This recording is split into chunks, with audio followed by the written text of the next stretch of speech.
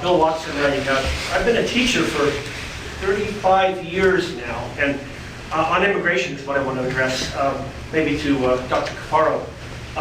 My best students have been immigrants or the children of immigrants.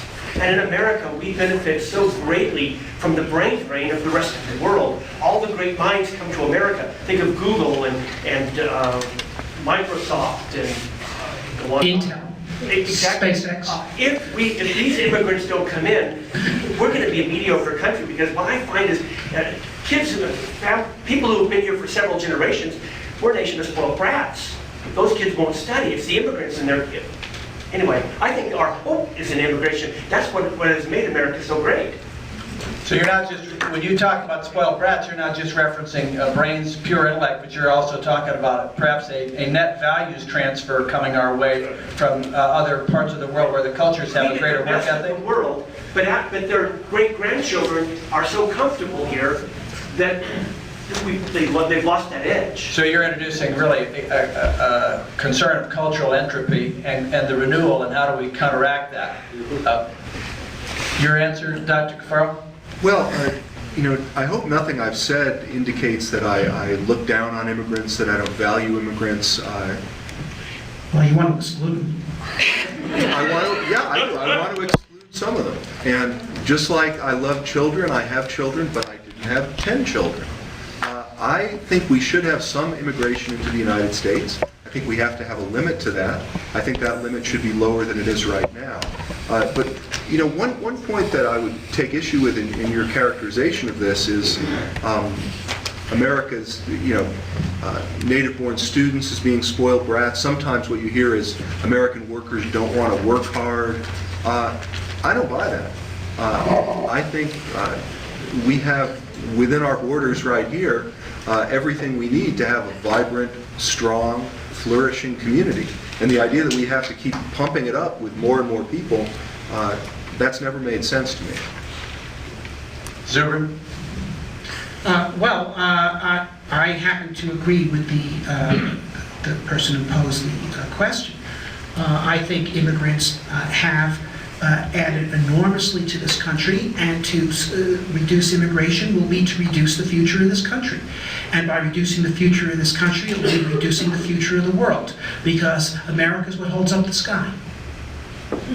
Not too anymore. John, not too anymore. Right here in the middle, please. Terry Donzi, I'm a geophysicist, also an author of Climate Realism, which I think you should read, Dr. Cafaro. I take issue with your premise that man is causing catastrophic climate change. I saw one real graph that you presented of CO2 from Mauna Loa going up. It has. How do you rectify your statement that man is causing global warming in light of the fact that the UK Met Office came out with data last year showing 16 years of no global warming? Real data. I haven't seen that data. Buy my book. I said there would not be a duel, but it seems we have dueling books. You buy mine, I'll buy yours. In the back, OJ. How do you address the fact that 1,700 environmental scientists said this global warming is a hoax? And in Great Britain, when they did all their studies and they came up with results that didn't prove their political agenda, they altered them and got caught. What do you say about that? Well, I've read a little bit over the last couple of years about the problems with the data in the UK.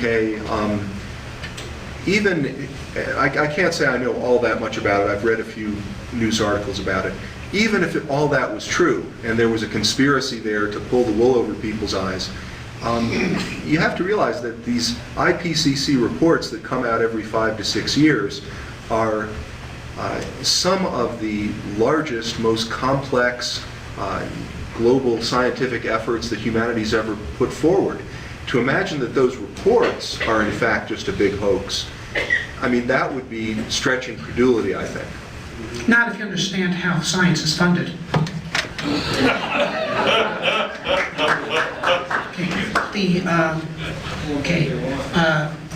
Correct viewpoints are rewarded, incorrect viewpoints are not rewarded, okay? And that's just how it is. I'm sorry. Now, also, I just have to bring this thing back here because, look, this is not about weather. This is about policy.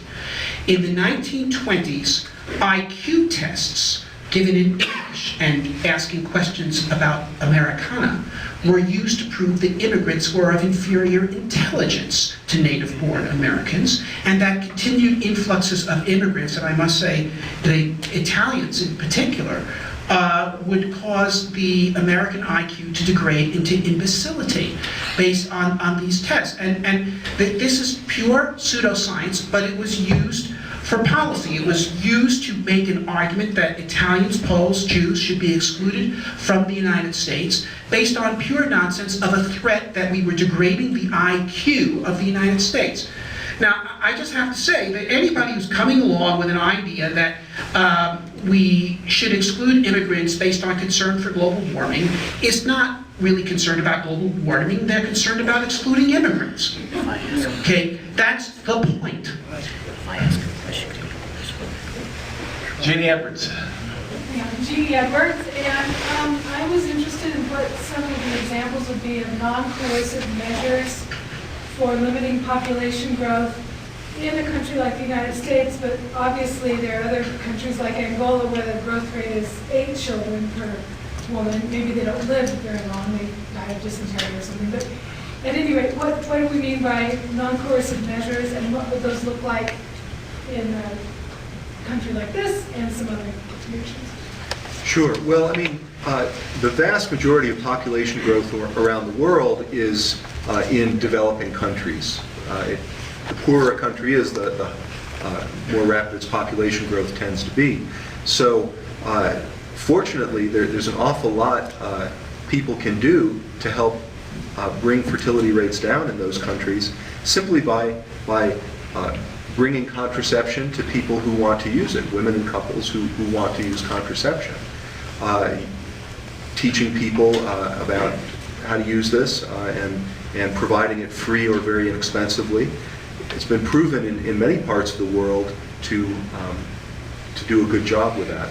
Now, when you look at the United States, we have a very different situation here. We do have a relatively high fertility rate for a developed country, but primarily our population growth is coming from immigration. So there, if we want to stabilize our population or even slow it, our main policy lever is by reducing immigration. Now, there you might argue about whether that's coercion or not, because some people seem to think that people have a right to come here if they want to. That's not my position. I think immigrating into America is a privilege, and I think we should set levels based on what's fair and just, and also what's in the national interest of the United States. It was attributed to you, before we yield it to you, please, Mr. Zubrin. It was attributed to Dr. Cafaro that you would support government-imposed limits on meat consumption, or even government-imposed limits on family size, and I gather that might even apply in the United States. Do you support that kind of thing? No, I wouldn't support coercion, either taking away people's stakes or forcing them to have a certain number of children. And I would just reiterate, there's good evidence from many places around the globe that when you give people a choice about how many children to have, they tend to have fewer children. So in China, where they have had a one-child policy, do you not support that either? Well, It's endorsed in the book. Well, I'm asking him here. Well, I have to point out, this book is a book of essays by many people, and some people said things in here that I wouldn't endorse. Vice President Biden said that he understands why they have a one-child policy in China. Are you understanding of it or critical of it? Well, I think I'm both. I mean, on the one hand, I think it's abhorrent to tell people how many children to have, to force them, and I wouldn't support that. On the other hand, if China hadn't had their one-child policy for the past 35 years, they estimate that there would be somewhere between 300 million and 350 million more Chinese. They feel that that would have been a disaster for their country, and they're probably right.